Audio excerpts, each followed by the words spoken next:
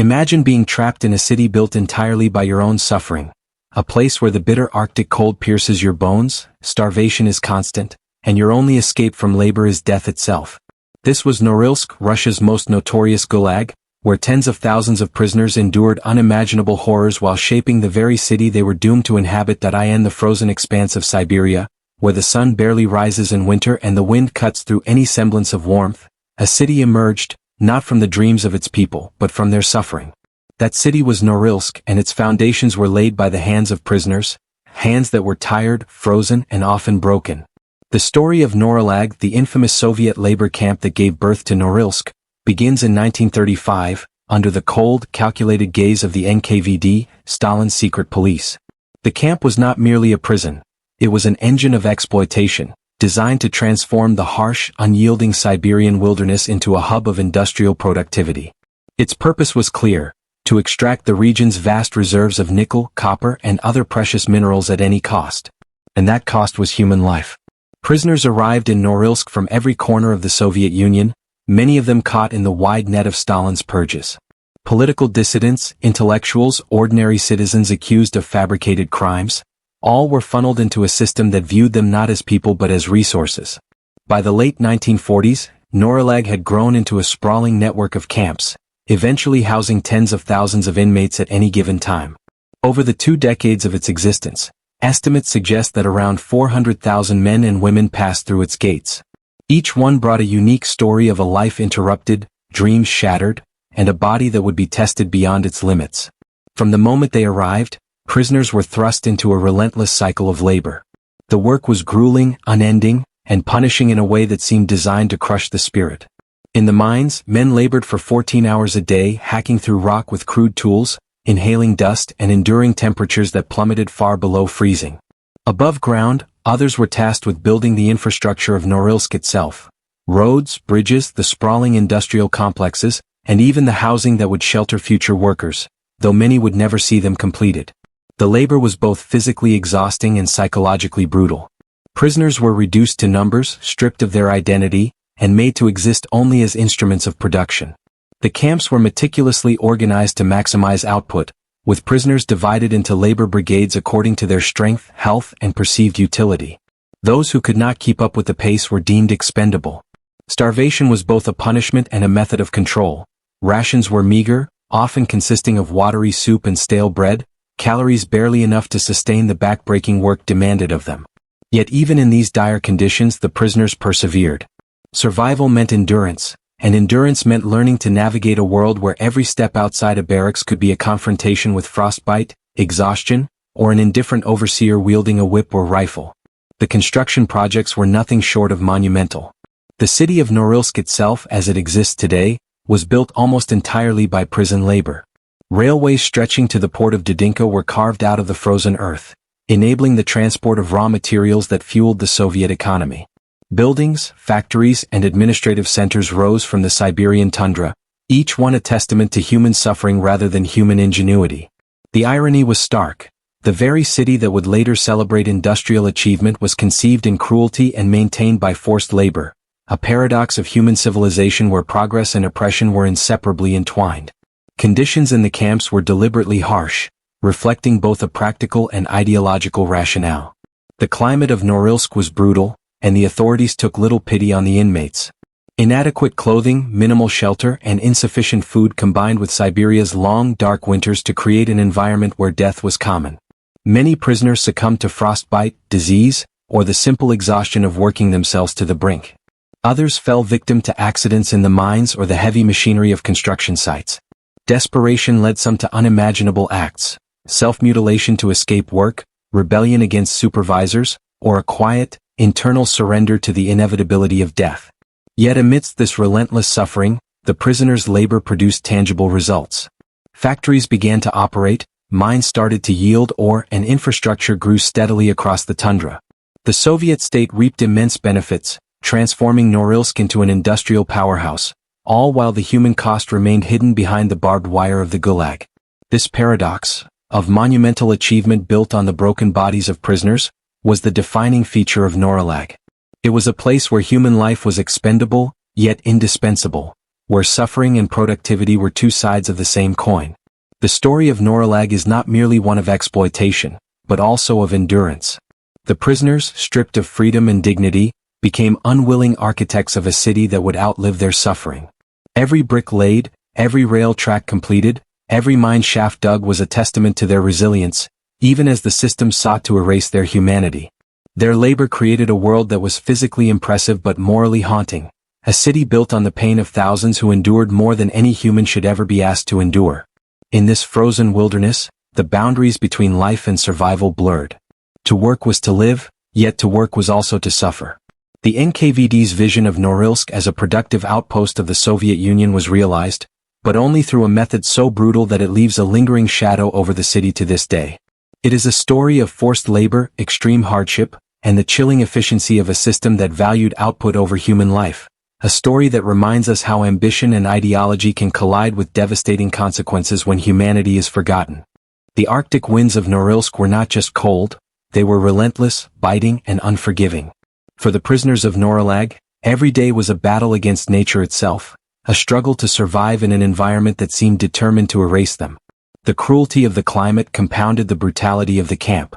Winters stretched for months, the sun barely rising above the horizon, and temperatures often plunging far below freezing. The frost did not discriminate between the strong and the weak. It seeped into bones, stiffened muscles, and made every task feel impossible. Prisoners, already malnourished and overworked, were left to labor in these conditions with little protection, thin clothing, and inadequate shelter. Starvation was as deadly as the cold. Rations were meager, often nothing more than watery soup and stale bread, calorically insufficient to sustain the back-breaking labor demanded by the NKVD. Prisoners would wake each morning to the realization that survival depended not on hope or courage, but sheer endurance. Many resorted to desperate measures to stay alive. Some scavenged for anything edible, while others, driven by hunger and exhaustion, would harm themselves to avoid work, severing fingers or limbs in acts of sheer desperation. It was a place where the human body was pushed to the edge, and the will to live often clashed violently with the impossibility of survival. Disease was rampant, spreading quickly in the overcrowded barracks where hygiene was nearly non-existent. Typhus, scurvy, and other illnesses claimed countless lives, further accelerated by the prisoners' weakened physical state. Even minor injuries could turn fatal, as infections set in and medical care was sparse or non-existent. The harsh conditions created a constant tension between life and death, where the line between the two was invisible and arbitrary.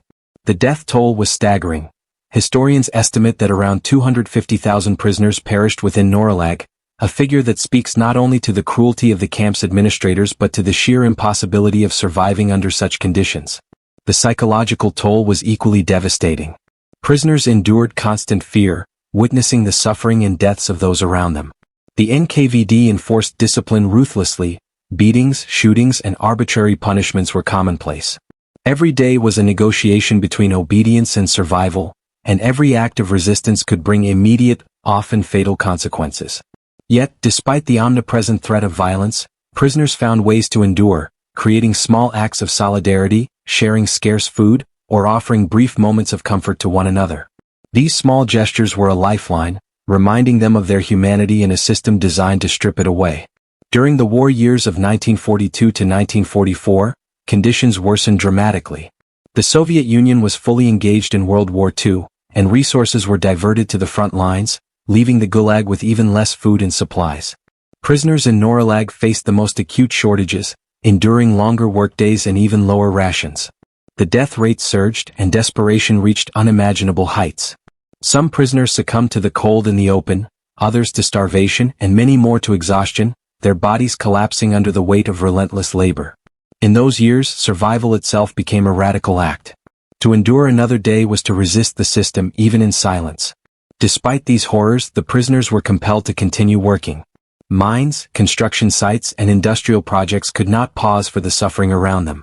The Soviet state demanded output above all else, and prisoners were reduced to tools, expendable yet indispensable. The juxtaposition of human fragility and state ambition was stark. The Gulag's productivity depended entirely on lives being pushed to the brink.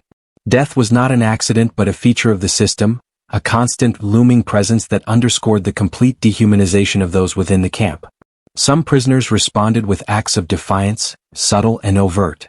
Rebellion could take the form of work slowdowns, sabotage, or, in extreme cases, open revolt.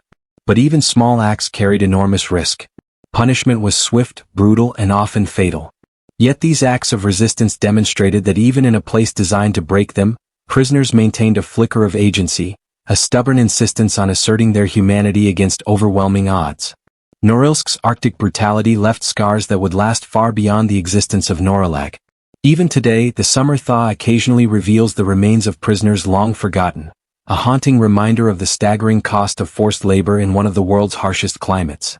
The city's very foundation is entwined with suffering, its streets and buildings silent witnesses to the endurance, desperation, and courage of those who perished. The legacy of death in Norillag is not just historical, it is visceral, a stark testament to the extremes of human suffering under oppressive regimes. The story of brutality and death in the Arctic is not one of passive victimhood. It is, in many ways, a story of human resilience. Prisoners endured horrors that would have broken many, surviving through sheer will, ingenuity, and sometimes a measure of luck.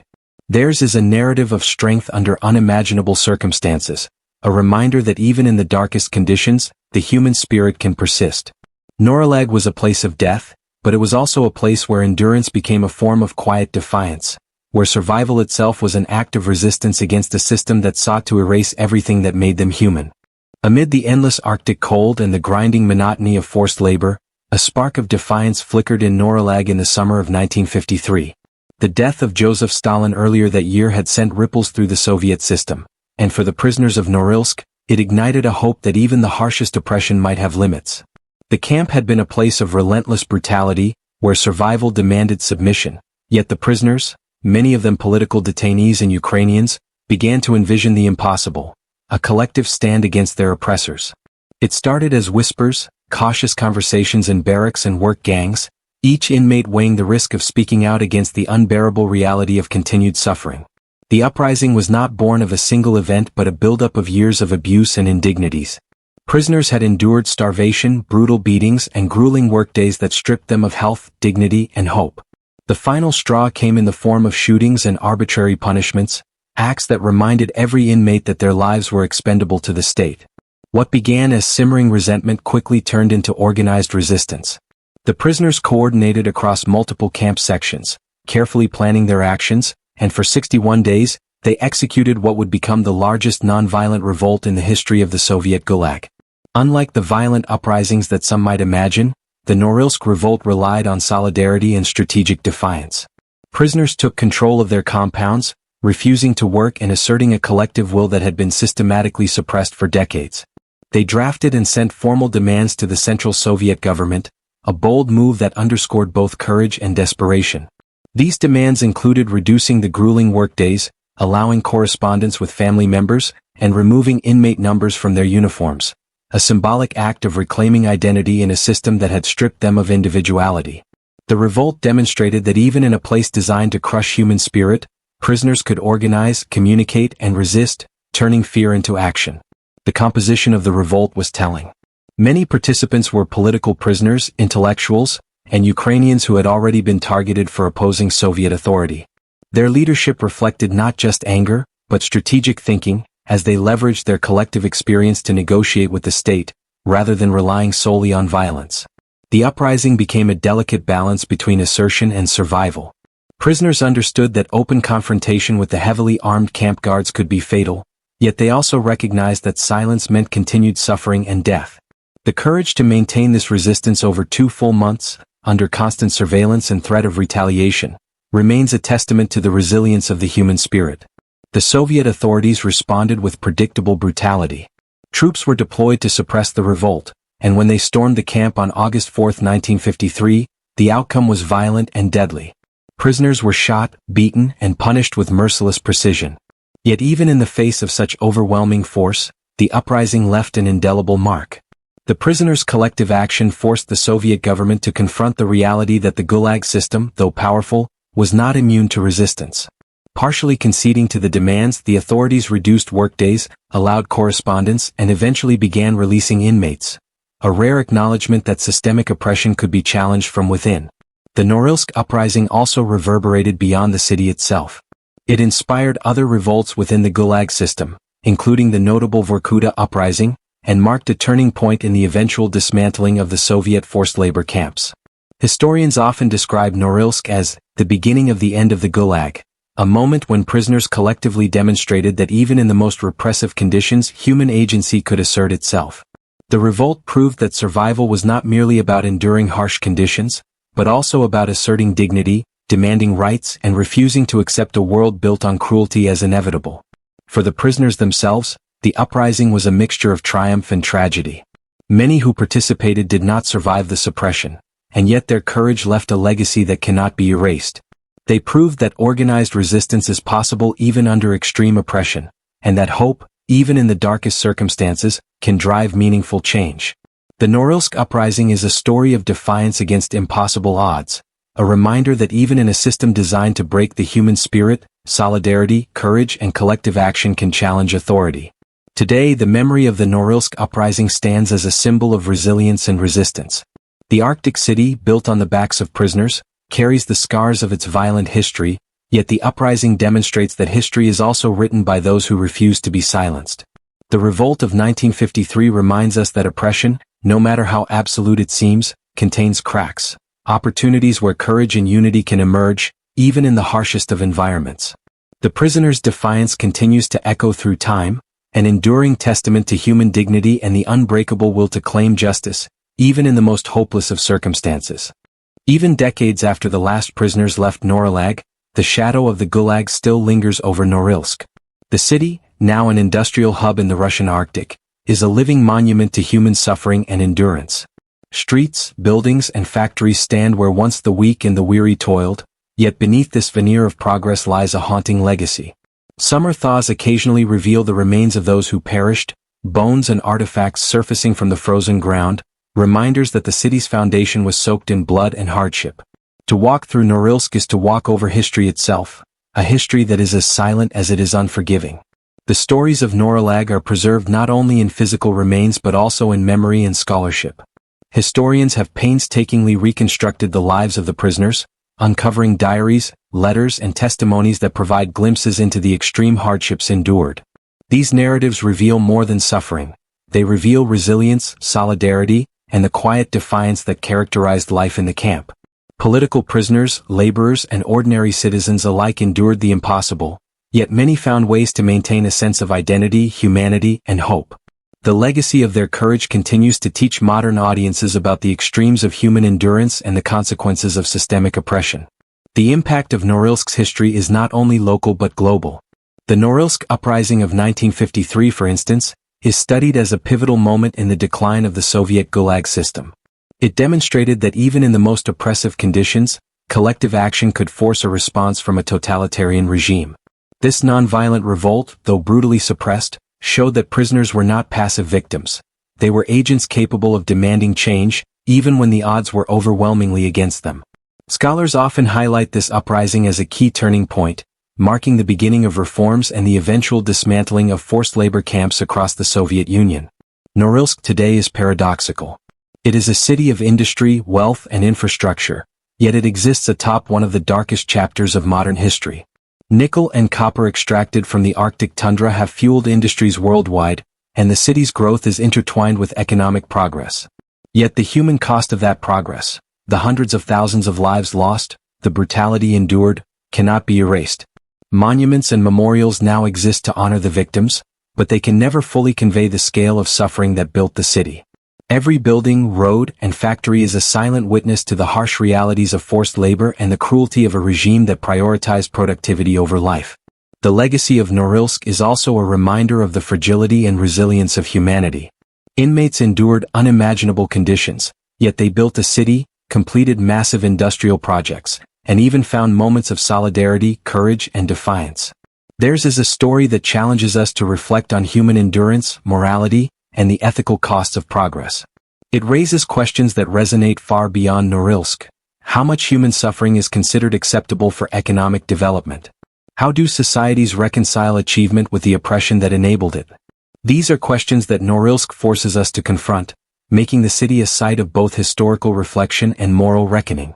Even today, the Arctic city continues to reveal traces of its past. Summer thaws uncover remnants of barracks, personal belongings, and human remains, forcing residents and historians alike to confront the buried history beneath the urban landscape. Archaeologists and researchers continue to document these findings, piecing together stories that were once hidden beneath layers of snow and ice. The physical evidence, combined with survivor accounts and historical research, ensures that the memory of Norillag endures, keeping alive the lessons of suffering, resilience, and the limits of human endurance. The legacy of Norilsk also extends to the broader understanding of the Gulag system and totalitarian repression. It stands as one of the starkest examples of how ideology and state ambition can override basic human rights. Norillag's history reminds us that oppression can be systemic, methodical, and horrifyingly efficient. Yet it also teaches that resistance, no matter how constrained, leaves a mark. The prisoners' defiance during the Norilsk Uprising, the silent acts of survival, and the enduring memory of their suffering all testify to the power of the human spirit. Even in the most brutal circumstances, the drive for dignity, justice, and survival persists. Ultimately, Norilsk today is a city of contradictions. It thrives economically and industrially, yet its prosperity is inseparable from its violent history. It is a modern Arctic hub, yet it carries the ghosts of tens of thousands of prisoners who built it at unimaginable cost. The lessons of Norillag, the endurance of human spirit, the consequences of systemic cruelty, and the capacity for defiance, remain profoundly relevant. Norilsk is not just a city, it is a reminder that history is alive in the land, in the structures, and in the collective memory of those who suffered. It forces us to acknowledge the human cost behind progress and to honor those whose labor, sacrifice, and courage shaped a place that exists today only because they endured the impossible. As we look back on Norilsk, it is impossible not to feel the weight of the lives that shaped it. The city stands today as both a testament to human endurance and a haunting reminder of what happens when power eclipses compassion. The prisoners of Norillag, who labored in the cold and faced unimaginable suffering, left behind more than buildings and railways. They left lessons. Lessons about resilience in the face of cruelty, courage in the face of hopelessness, and the unbreakable desire for dignity and justice. Their stories may have been buried under ice and snow for decades, yet they continue to speak to us, urging us to remember, to reflect, and to never take freedom or humanity for granted. Norilsk is a city built on pain, but it is also a city that reminds us that even in the harshest circumstances, the human spirit can endure, resist, and leave a mark that time cannot erase. In remembering Norillag, we honor the lives that were lost, the courage that emerged, and the enduring truth that even in the darkest places, hope, and the will to survive, can shine.